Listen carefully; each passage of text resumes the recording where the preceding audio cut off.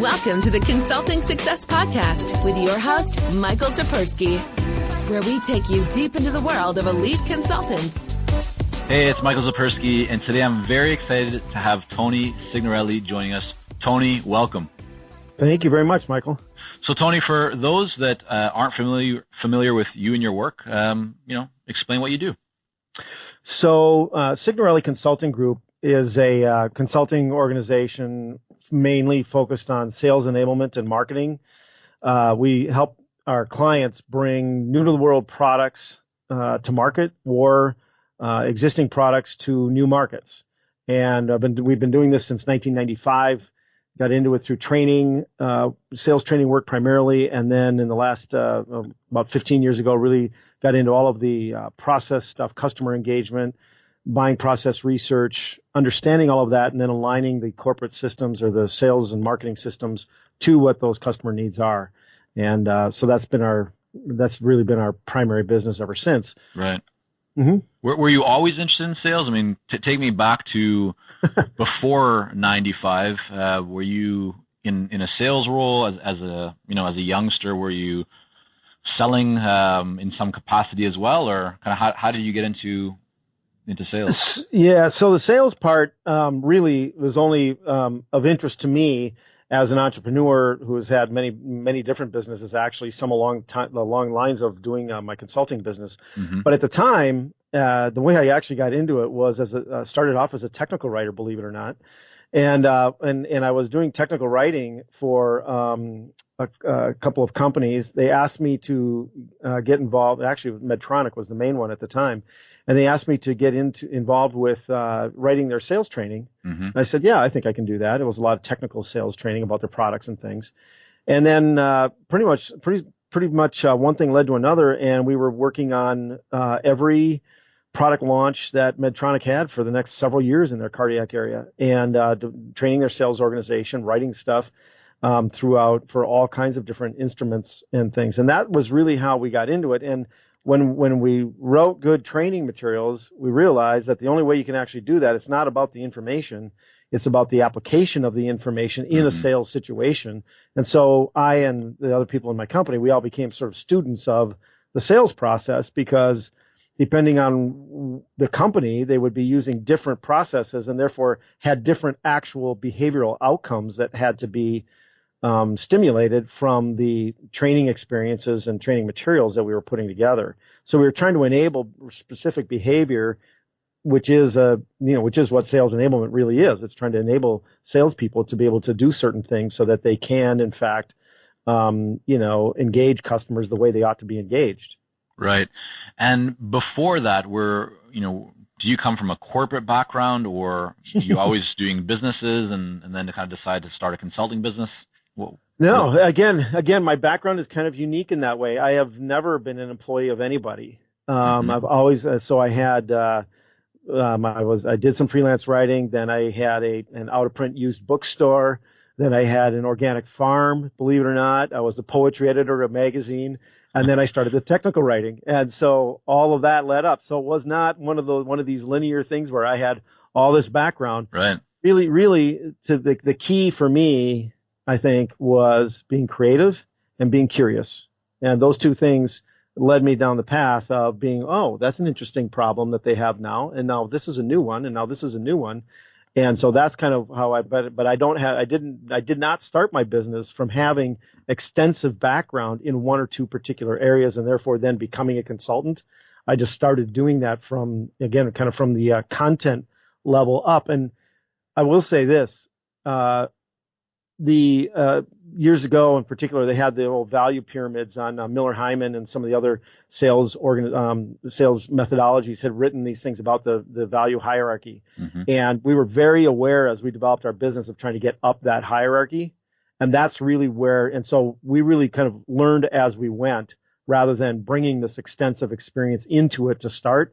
We kind of learned as we went, got better and better in what we did. And that's what sort of led to our, status where we are now.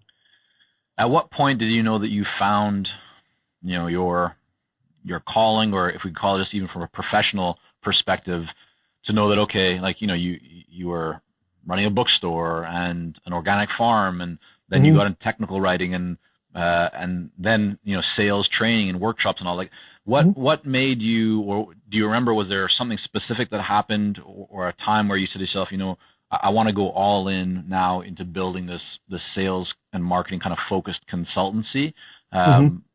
Like, what made you not go on to the next thing right after that? Well, first of all, the biggest thing was that the questions that we were facing were increasingly interesting.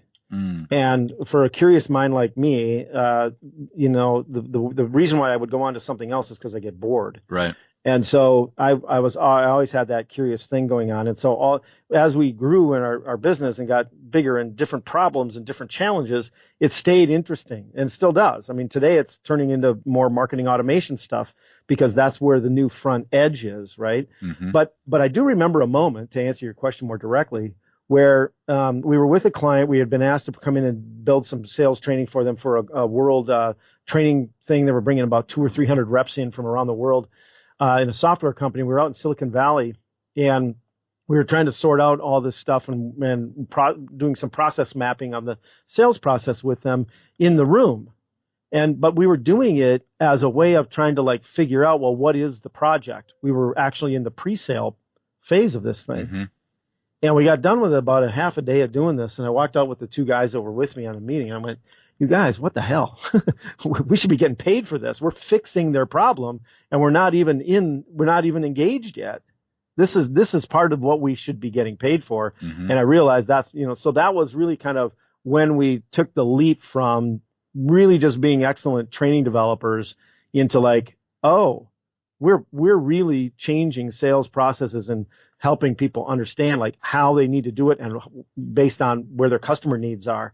And that really started us down the line. And then at various points, there's been new opportunities that we were asked to do, and we took on those challenges, added customer research, added all these different things that became inputs to that process.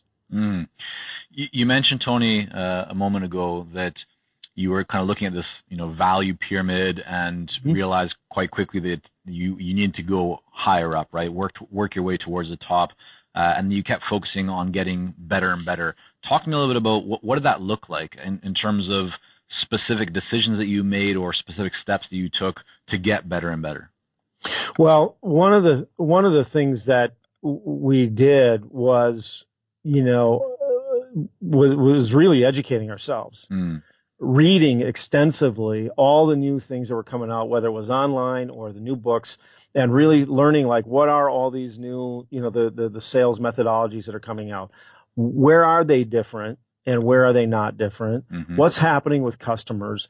And so it's all, again, it kind of all follows this sense of curiosity, what is actually happening. Right. But you have to keep educating yourself so that you can ask better and higher level questions. So it wasn't only in the sales methodology. It was also reading the things around building value in businesses and Good to Great, for example, and all of the books that and the ideas that are out there in the environment, being with those and then beginning to apply them in the situations we were in, and finding out that, one of the best things you can do as a consultant is be able to bring the new ideas into your clients, right? And so whether they're yours or somebody else's, if you can do that, you win a lot of loyalty really through that process, because people admire that. They're looking for those ideas, because they only buy, people buy consultants, only really for a few different reasons. One is that they need an extra pair of hands. They need some capacity, somebody come in and do something. One is expertise, right? And that's one of the, and so if you have, established expertise, that's great. And then just being able to come in and actually sit down and think them through a process is another one. And so they're looking for you to do, the third one actually is, to try to get outside a third party to be able to, either assess or, frankly, in most cases, validate what they already think is true so that they can use it internally in the company. Right. So those are usually the three reasons why people buy outside consulting. So if you have the expertise, you are better at the third party one as well. And so that gives you 2 out of the 3. And that's really kind of where you want to be to move up the ladder. If you're just a pair of hands, you tend to be moving down the ladder. Right. in terms of that value chain. What kind of, I mean, did you see an impact on your business when you made that decision and kind of that commitment to educate yourself more and really, it sounds like, dive into to deep study of your area? Was there a direct kind of correlation in terms of impact around your business, or did it impact you personally in terms of fulfillment? What kind of impact did you see from that? So the biggest thing that happened was that we were able to generate a lot more revenue without adding hours. So rates went up. And how? Tell me more about that. Well, the value proposition went up, right? So, initially we were writers. And writers are a dime a dozen, sure. $40, $50 an hour. When you come in and you say, hey, I can fix your sales process, all of a sudden we're billing at, a couple $100 an hour. And, that's a dramatic shift. Sure. And you have, and the challenge was to get more and more people up that ladder, right? And it's just like all the other big consulting companies do. They try to get those consulting rates, even though they've got somebody who's a first year person. And so you get a big margin in there. And that's really what empowers, the business is doing it in that way. So if you had a staff, you leverage them and you are able to do that. But even on an individual level, and I had both during this period, even on an individual level, your rates, essentially your rates, because we quit charging on a rate basis. We started charging on a project basis, but the amount of money that you can charge for these things changes dramatically because the value is changing, right? Because now you're delivering a very, very different value proposition to the customer. And so I saw that, my business basically as I really implemented this stuff and moved into the right places and found the right people to sell it to, our business blew up. I mean, in a few years, my revenues went up 4 or 5 times. Right. Yeah, I'm really glad that you're bringing this point up. I think there's a lot of people out there who could benefit from, really focusing more and doing deeper study in their area that they want to really be experts at. And one thing that you said there, Tony, about the ability to ask better questions, right? The kind of status quo for a lot of consultants is this idea that they need to go in and just, demonstrate their expertise by talking and presenting and doing a lot. But ultimately being able to ask better questions is what creates a lot more value and a lot more clarity, both for the consultant and the client, right? And credibility. The questions you ask will tell way more than the stories you tell or the claims you make. There's no question. Yeah. Because that's what people are judging you on. And you ask a really good, savvy question, and they go, wow, I never thought of that. You make a claim, and they go, yeah, right. Yeah, well said. And that's the difference. Definitely. So, Tony, your clients, have included, as you mentioned, like Medtronic, Thomson Reuters, Graco, Merrill Corporation, like many others, right? What approach did you take early on to win corporate business? Winning corporate business is a challenge. There's a number of different things you can do. Obviously, you need to make the connections, right? And for me, the very first thing that I did was when I started my business was I wrote a letter saying this is what I'm doing, and I sent it to literally everybody I knew.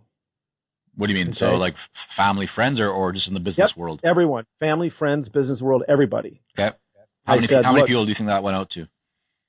At that time, way back when, geez, I don't know. Not that many, maybe 100. Because we're not talking email, right? We're talking a physical letter in the mail. This was physical letter in the mail at the time, yep. And let me if I can, I'll tell you 2 quick stories about that are really interesting. Yeah. So I sent that letter out to everybody on my list, including family and friends, as you said, right?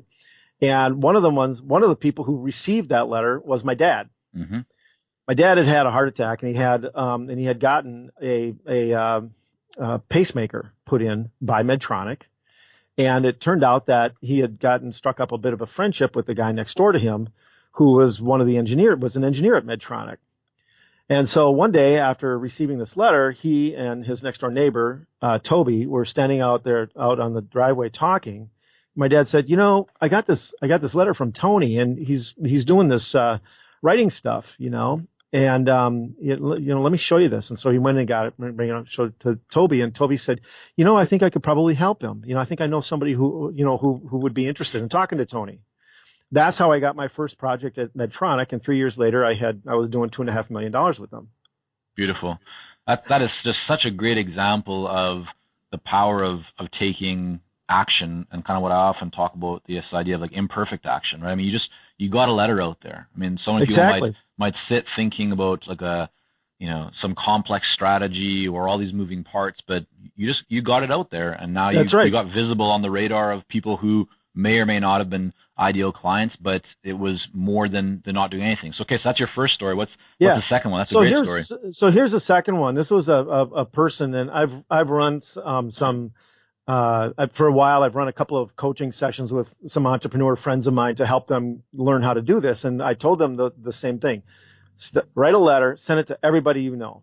And so they come, this one gal who lives out in California, and she came back. She said, okay, I sent out the letters to everybody. I said, okay, Marla, did you send it to everybody? Well, I kind of cherry picked the list and got the ones who I thought I said, no, you need to send it to everybody. And she's like, well, but, I didn't send it to like my kid's, preschool teacher. I said, why not? You need to send it to everyone on your list. So she did that. I finally sent it out. And then the next week when we were on a phone call together, she said, Tony, I got to tell you, you were right. And I said, what do you mean? She said, well, I sent that letter to the preschool teacher thinking that was absolutely the dumbest thing I've ever done. And I said, really? And so why was I right? And she said, well, when I went to pick up my kid, the teacher came to me and she said, I got your letter. And by the way, my husband, he's a vice president of whatever at like Hewlett Packard. And she's like, I think you and he will need to talk. Yeah. And that's the kind of connections that come through these things. You never know who's who. If you write the letter correctly, if you can be specific about what you're looking for, then it gives people a chance to respond and a chance to help you. If you don't tell them, they can't help you. Great examples. What do you believe then, Tony? I mean, so, you were doing this when you first started your business, right? That sounds like how you kind of got in there. Yep. Actually, I'm going to come back to the question I was going to ask, because I want to ask you one other one first, and that is, so you won this first piece of business with Medtronic. They're your first client. How did you get the next client and the client after that? Was it word of mouth? Was it some other marketing approach that you took?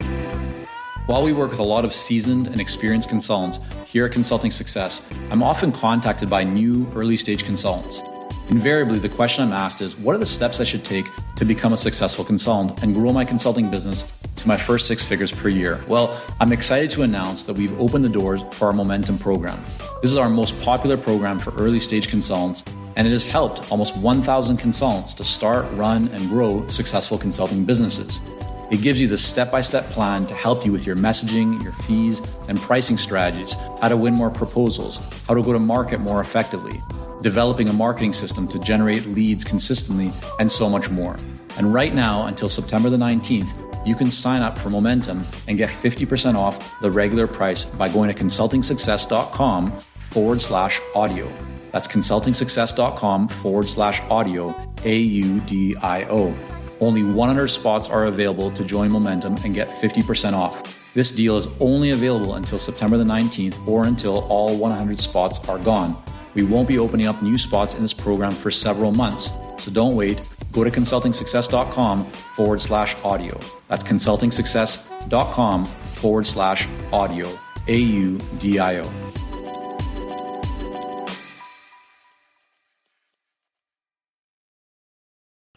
So there's two biggest things that happen for us. One is, the letters I sent led to a couple of other things as well. And I had one contract where I knew some people at another company. So we got that. But most of them came from that initial set of letters and other outreaches and networking just to the people I already knew. Mm-hmm. And again, it was not a big circle. I was pretty young at the time. Right. And then this is key, I think, to the strategy for small, in my view, for small consultants who are working in the big company space. There's two really big things, that will grow your business. Number one is being able to leverage your success in one company to getting to other places in that same company, other business. And there's 3 or 4 ways to do that. And we use strategies to do that so we could get from business unit to business unit, so that we could get repeat business in the unit we were in, and so that we could go up the chain. Those are the 3 things that you want to do. That's number 1. The second thing for really bringing in then new clients for us, to be perfectly honest, was primarily what I call the diaspora, right? So all of these big companies eventually lay people off, or people quit and go somewhere else. You maintain those relationships, and all of a sudden you end up in another place, another big company, because these folks tend to work in that area. Right. And so they go to another big company, where they're leading sales, or they're leading sales training, or they're doing something, or marketing, or something that you know something about. They know you, and you maintain those relationships. They walk you in, and now you grow a whole new set of relationships with people you didn't previously know. Sure. For me, that's the primary organic method of doing this stuff.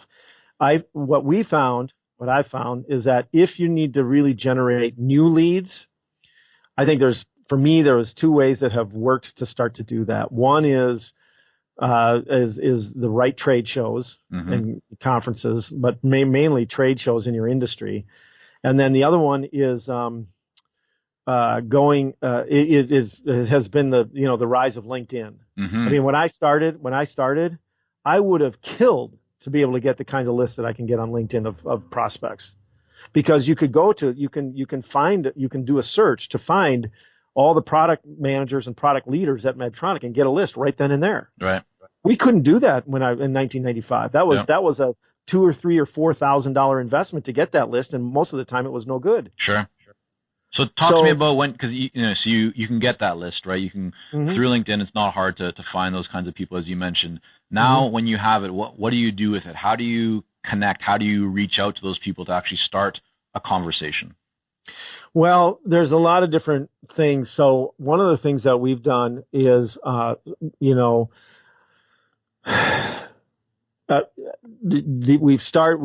been creating groups that we bring people into. And the idea, and what I have found is that for me, the best way to do that has been actually locally, not trying to go big national, but to say, hey, we want to start a local group that's focused in this area, and we'd like to invite you to participate. And it's just for people in our profession. Okay. We're not looking to have a group of consultants, that is one of the things I think you have to do if you are a consultant and you want to start a group on LinkedIn. One of the problems is you go to these groups and they have, 115,000 people in them, but 98% of them are other consultants. Well, they're not buying your stuff. You want to keep it to the people who are actual prospects and do it by invitation only. Invite the people who are there and get them into that group. Then you can begin to engage them. But because they're local, the best way to engage them is to get them into a room somewhere. Right. Whether it's a professional networking thing, or you're going to bring in a speaker or something like that that's going to be of value to them. And for me, that was the best way to start to initiate those relationships. And what about now? So, to get things going, those are some of the approaches that you took back then. How about now? I mean, in terms of you building your business, getting new clients, what works best for you at the moment? Well, that's still what we're doing right now for opening those new relationships with people. So we still bring people in for groups and trying to build the relationships. It's a relationship business. The whole thing about people buy from people who they know, like, and trust. Absolutely true. Right. And so you have to figure out how you're going to develop that knowledge and that liking and that trust. And this is one of the ways that you begin to do that. What I was going to say is that I know that there's everybody's talking about thought leadership and content marketing and all of that stuff. And if you're really good at it and you really know what you're doing, that's great. Most people that I know in the small consulting area aren't, because it takes time, it takes investment, it takes costs, and you have to get involved in it. And it's very difficult to do well as a small consultancy. And so we spent lots and lots of time at it, and effort in the writing, the content creation, the this, the that, all. But I have to say that for me, the results were never really got to where they were hyped up to. What we found instead was this: the content that we created and the website, which were very important to have, were not our lead generators. they were our lead confirmers. Mm-hmm.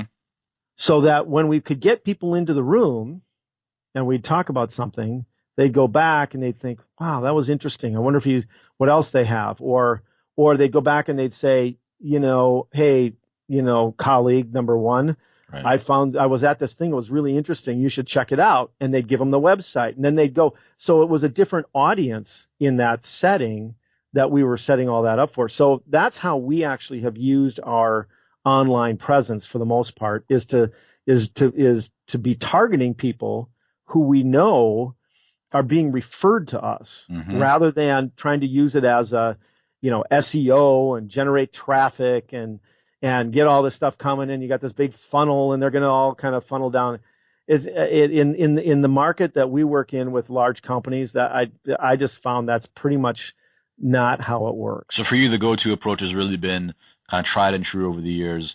It's identifying the ideal client, Yep. and then creating a list of them, inviting them to a group on LinkedIn, but only for local people, only of other kind of peers and people of their caliber, Mm-hmm. and from there bringing them into an actual physical room where you can all sit around and talk about a relevant topic, which obviously I'm guessing you are facilitating that conversation, then people are seeing you as the authority and expert.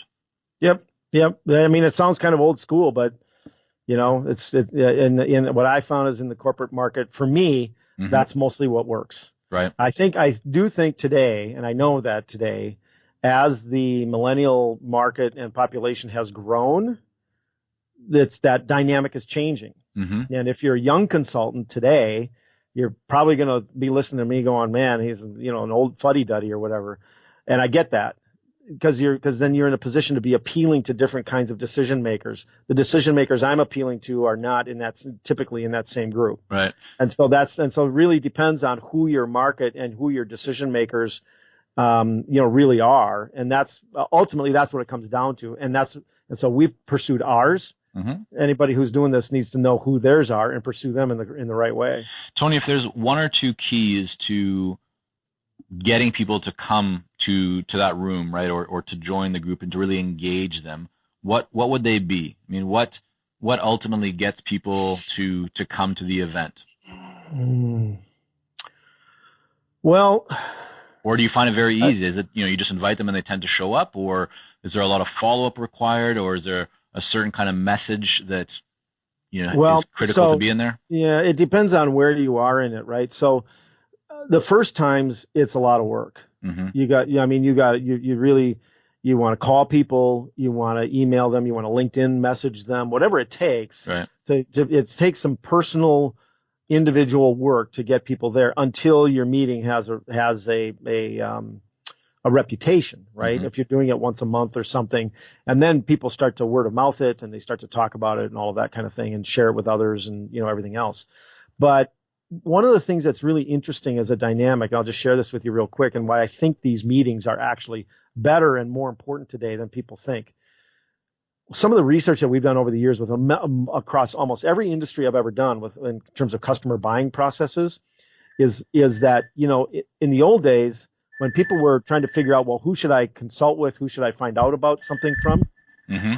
What they did was they would consider primarily their bosses, right? Within the corporate structure. They might go down the hall and ask somebody, who they thought or who they had confidence in as an outside vendor or consultant or whatever. All those apply. Right. Applied. But what's really been interesting in the last 5 years of doing research on these things, more and more, that's not who people are going to. Instead, they're going to their online communities of peers who are performing the same function in other companies. Interesting. And so that's one of the reasons why I think these groups, when you can find a way to deliver that kind of peer-to-peer value, mm-hmm. it becomes interesting. So if you're in the corporate giving world, your boss may or may not understand what you're doing, but the person who's doing corporate giving for XYZ company and ABC company and DEF company, they understand your challenges. And if they are using XYZ software, for example, that's a validation to you, and you go ask them. And most people have been saying more and more as we've done this research, where do you get your information when you're making a decision like this about, say, a software, a product, or this or that? Where do you get your information? I go to my peers. Mm-hmm. So if you can create those peer connections, you're helping people, and more people are going, kind of working in that way. Yeah, that's a great insight. What mistake, Tony, do you see consultants making, when it comes to growing their businesses? Is there something that you see a lot of people doing that you look at and go, I really wish they wouldn't do that, or they shouldn't do that if they wanted to reach success faster? Well, let me answer it this way. If the goal is to do it, and the way you're growing the business is to do business with large companies, mm-hmm. then there's a number of mistakes that you see people start to make because they don't understand the environment they're in. Mm. One of them is, typically one of the places people start is they'll start answering RFPs. Right. They don't understand that the RFP is already rigged, basically, because it's been written by their competitor. They go in, they start, cold calling. Today, cold calling is hardly even works. They'll start going, what's the term? I forgot the word now. They'll go into a big, large corporate entity and look for decision makers. Mm-hmm. Well, the reality is there aren't any decision makers. I mean, decision makers are the people who get fired because they take responsibility for all of the decisions that are being made. Most decisions in a corporate setting are made by committee, and people at all levels have to be dealt with and satisfied in order to actually get the decision in your favor most of the time. So there's all kinds of things about selling in the large corporate environment that people don't understand. They think they're shut out because there's a preferred vendor list. Well, you're not shut out because there's a preferred vendor list. If you get somebody who's a champion, they'll get you on that list. And in most cases. And so there's all kinds of different, subtleties about that environment that people, I think, frequently just don't understand, and that, makes them, limits their success in that particular environment.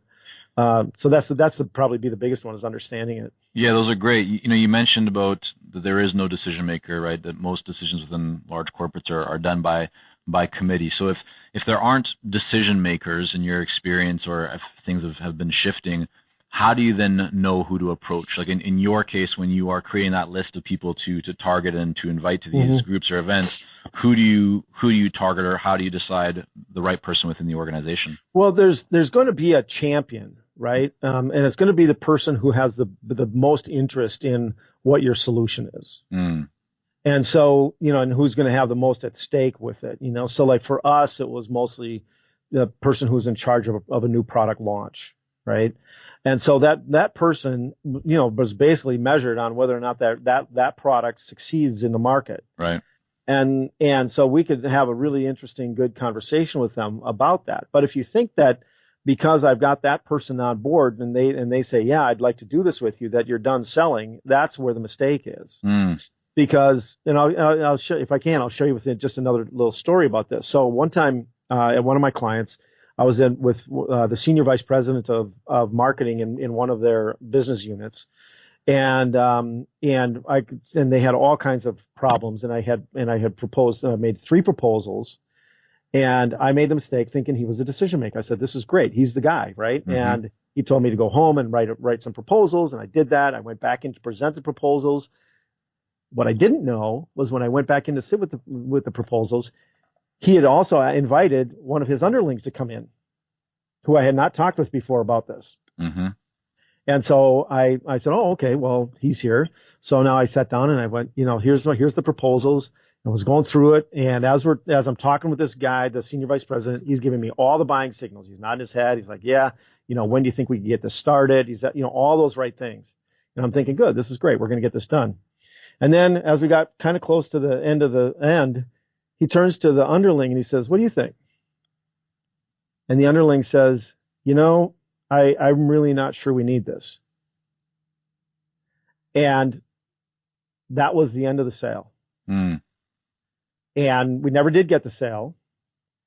And so while I was in there with the guy who had all the quote unquote power, the sale was killed by the underling. So who's the decision maker?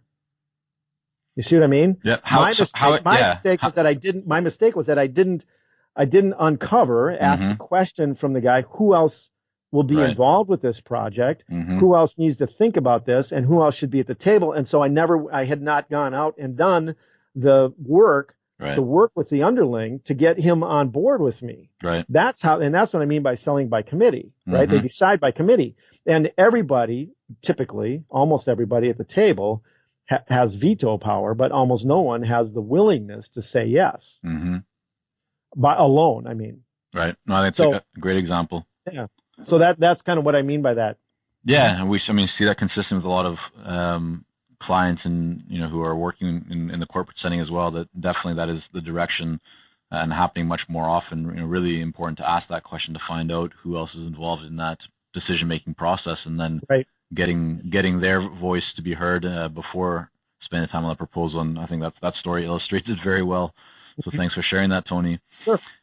Tony, listen, I really want to thank you for coming on here and sharing, but also for everyone that wants to learn more about your work and what you're up to, what's the best way for them to do that and to connect with you? Thanks. So our website is at signorelli.biz. It's signorelli.biz. That's our primarily talks about our corporate work. We also have a Facebook page for the consultants if they're interested. Facebook.com at I think it's Cracking the Corporate Code. It's Facebook.com/Cracking the Corporate Code. And there's other information there about some of the things that we can help people with if they're trying to sell into that space. So those would probably be two. And then my email, if people are interested, Tony, Tony, at signorelli.biz. Wonderful. Tony, again, thanks so much. Sure. Thank you, Michael. I appreciate it. Are you ready to take your consulting business to the next level? Learn more about the Accelerator Coaching Program at consultingsuccess.com.